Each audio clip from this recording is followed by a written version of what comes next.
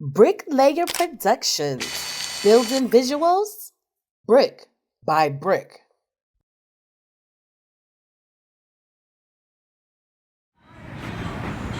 What's good, everyone? It's another episode of GTV Bricklayer Production Interviews. This time we're in Philly with it again. You know how we do, man. We everywhere like broken glass, and you know we show love. Here with a special artist representing the city, but I'm gonna let him introduce himself. Yeah, what's going on, y'all? It's your boy, Mr. Chop. It's your boy Chop, aka Mr. Chop. You know what I mean? Coming from out of North Philly. You know, just representing, hip hop, my sound, and what I bring to the culture. Alright, Mr. Chop, nice to meet you, man. Thank you for coming out for us and letting us allowing us to get the interview done. So give them a little intro about yourself. Let them know what's the science behind your name, Mr. Chop. Well, initially when I was a young boy, one of my friends was calling me Chop. Somebody else's name was Chop before me.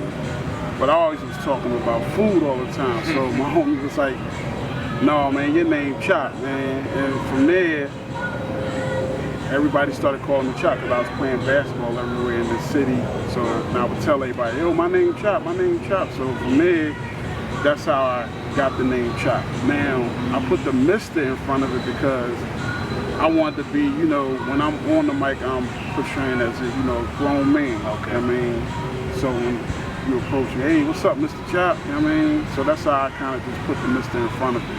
Okay, and what was around the age when you started doing your music thing, you started making your first rap? Around 13, 14, I mean, but initially, my homie T. Rivers, he was rapping, so I would follow, behind him, and, listen to his sound. I would be his hype man. I would study his music, and just big him up, be, a part of his music and what he was doing.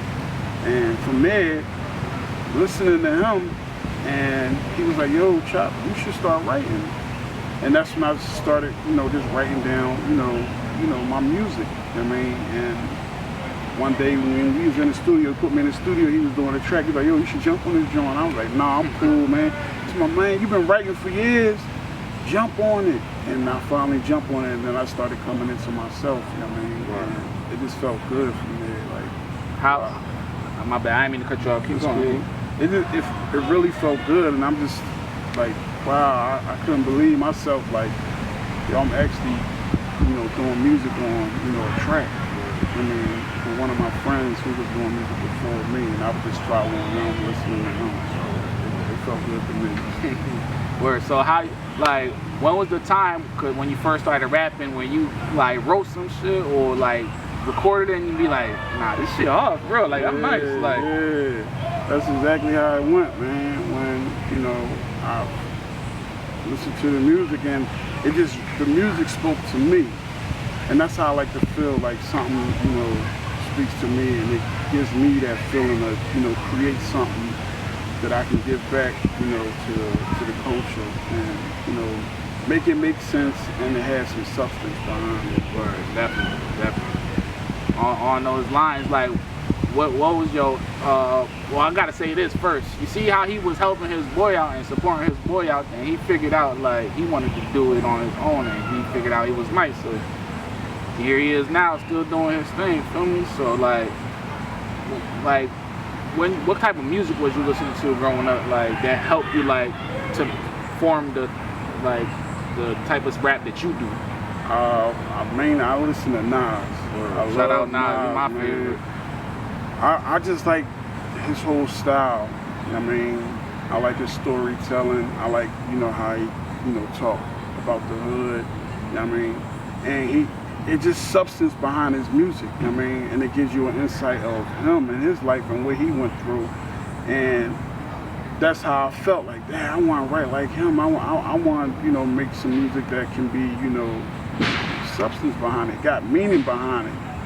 So 10 years, 20 years from now, you can still listen to that same music because definitely it just keep going. It's everlasting. Longevity right there. Yeah. So Nas is like my top artist that I really, I like, man. Okay. Like, who are some of your other influences from this hip hop? Black Thought. You got bars. Common. Talib Kweli.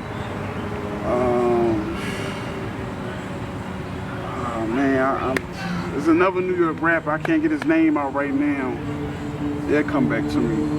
But I'm on those type of line, people that have, meaning with their music, and they bring in light to it. So how talk about like your projects. Like, how many projects have you dropped so far since you've been an artist? I did a lot of songs. I did 3 projects. I did my first mixtape. I called it Pork Chop All Day. That was like when I was really coming in myself. And then I did another project called Universal Language, and I did another one called BAU. Then I got a bunch of songs that I did too, but those like my main 3 projects that I did. And I was really proud of them. For what I was doing. And I look back at my first project. It was like, I still needed work, but I said, I'm gonna just put it out there in the world, take courage. Get good or good or bad criticism. It's just gonna help me, evolve and get, like you said, get better and do more. So that's what my next project, came about, with Universal Language. And it brought about, BAU. So each project, helped me, progress and, to get better, get stronger with my lyrics. So out of those 3 projects, like, which one did you like enjoy doing the most, and like tell like what was like the best part of it and what was like the most difficult part of the process? I think BAU was my last project that I really did. It was kind of rough for me because, like dealing with, life situations that's going on, and then having a family, so it kind of took a longer, but I was kind of happy that it took long because I made people, be more interested, because I would drop something, they'd be like, oh, yo, that joint sound nice, yo, when you putting this out? And I'm like, just wait on it, So I was kind of enjoying the process, because I was getting the feedback from the people because they wanted to hear it, But I know I took a long time putting it out, and then when it finally came out, I was kind of happy that I did take that long, because you built that anticipation, like made them want that shit. And then, like every track, it meant something to me, just, bringing it about. So I was happy with that project, man. I was enjoying it too, and then, I performed a couple songs off of it or whatever. So my last project, BAU, that was my drum, man. Okay, you got anything working in the works right now? Well, right now, I've been doing a lot of singles, getting a lot of features from different people, and I just did a single with Bishop, called Rain and Rainbow. And shout out Bishop. Yeah, man, that's my man, he my guy. And I'm doing some other tracks with this other artist from Philly named Maudat and Prince Abel. Okay. So I've been doing a lot of singles with people and being featured on their tracks. So I ain't actually working on a project as yet, but I got music in the chamber. You work. That, when I want to drop something, I'm ready to. Okay. And along those lines, you said a few names already, but who are some of the artists that in the city that you work with? Bishop, T. Rivers, Maudat, Prince Abel. I work with a chick from Baltimore. Her name Wildlife Music. And I think that's pretty much. Some of the Philly artists that I know. I don't really jump on too many artists now because of how the music is now. It has to make sense for me to really jump on anybody's music. Because if it don't make sense, like I don't really want to jump on it. It has to be something that's given time back. Wisely when it comes to this. Don't be wasting time like doing like features for no reason. Right. Word. So who are some of the Philly artists like that is your favorite like throughout the history? Like your city got significant history. So like, who is your top like 5 Philly artists ever? Black Thought, Siegel, Cassidy, my homie Lotto, Black Fame, Technique, rest in peace his soul. Them some of the artists that I liked when I was growing up. Okay. And if there was any artist, you can name any if you want, dead or alive, that you could do a track with, who would those artists be? Nas. Word. It would definitely be Nas, man. I wish I could do a track with him, man, for real. Okay. And when you recording your music, when you're in the studio, how you like it to be? Like, you like to be by yourself? You like to be with like all your people in there? You like to be high, smoking, drinking? I like to be with family. I like to be with the ones that I'm close with, that I love. My kids, man. I like to share my music with them, man. You know what I mean? That's who I be in the studio with. If I get my kids in the studio, man, that'd be everything. You know what I mean? Because they see their father doing something positive, you know what I mean? Helping, trying to make change with his music, trying to give back, I mean, any type of way I can, I mean, especially for our community. Right. So it would just be around family, I mean. We ain't gotta get high, we ain't gotta smoke, we ain't gotta drink, nothing like that. We could just be in there chilling, laughing, busting jokes, or whatever, you know what I mean? And it feel comfortable to me. Ain't no pressure. You're always more comfortable when you're around family and stuff. So what can you say, like, your music contributes to the Philly hip-hop scene? I just bring, like I said before, I mean, I bring that old school sound, that boom bap, I mean, I jump on something, new, I mean, but I just bring it with my style and how I bring my music, I mean, and, it's just something that, I just try to give a positive light with it, you feel what I'm saying? And it don't, have to be about, guns and drugs and that is, and in my music, what I've seen and what I've been around, I mean, but I just try to give a positive light with my music, I mean, and just to try to help somebody else out, I mean, and also somebody hear my music and they be like, hey, if he can do it, I can do it too, you feel me? Yeah, so along those lines, like, what could your experience throughout your years doing music, like, what could you tell, like, the person younger coming up behind you, like, some of your things some mistakes you made so they could avoid and progress a little bit quicker? I would tell them to study the business, I mean, and do all the small necessary things that you need to do so that you can learn the game and that you won't get jerked from labels, contracts. I mean, you'll understand those type of language. I mean, when you do get approached by the big name labels and they coming to you and saying, hey, yo, sign here. Now, you fully understand the business and you understand those contracts. I mean, you understand those language of what they're talking about so that you will get all what you're worth. You know what I'm saying? I know your worth. Yeah, so I would tell them, like, just study the game. I mean, keep working on your pen. I mean, read your dictionary. I mean, to get your vocabulary up. I mean, so that you won't be just talking about, the neighborhood. I mean, because it's more things than just this square box. I mean, where you grew up at. There's other, areas that you can touch from your small box because you're using your mind. You feel what I'm saying? So I would just tell them to keep learning the business.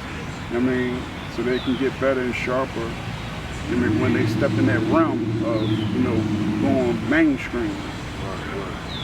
Okay.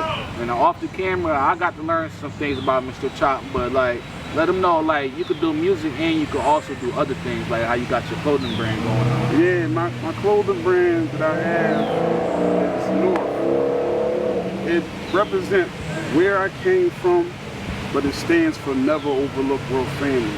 And I really, live by and stand by Never Overlook Real Family. And Never Overlook Real Family doesn't always mean it's your biological family. It could be somebody you grew up with. It could be your co-worker. It could be whoever, what nationality you are. Is we never overlook a real family. From the rip. So that's what my brand stands for. And it don't just single out a neighborhood. It's bigger than that. So that's what I do. As far as my music, but I also promote my brand, my North brand. So whenever you see it anywhere, just always remember, never overlook real family. Remember that, never overlook real family. That's a strong brand right there. You gotta really mean that. If you're wearing it, you're representing something like strong and it means something. So let them know where they could contact you if they want to get your merch or if they want to talk to you about your music or anything like that. You can follow me on Instagram at Mr_CHOP215. You can also hit our brand up. It's at Personal Effect at PER7ONAL8EFK_ and North by Personal Effect. So you can hit us up on there if you want to copy any of our merch, and you can hit me up on my Instagram at Mr_CHOP215 and on Twitter at PorkChopAllDay. Y'all heard it here first, man. We got Mr. Chop. We in Philly. It's another episode of GTV Bricklayer Productions. Make sure y'all support this man. Go check his Instagram out, his Twitter, his music. Buy some merch, because he might be coming to a city near you with Mr. Chop. He might hop on the track with your artists. Y'all being heard in different towns, different cities and stuff. So let's network and stay tuned, because y'all might get to hear freestyle. Who knows? You already know. Peace.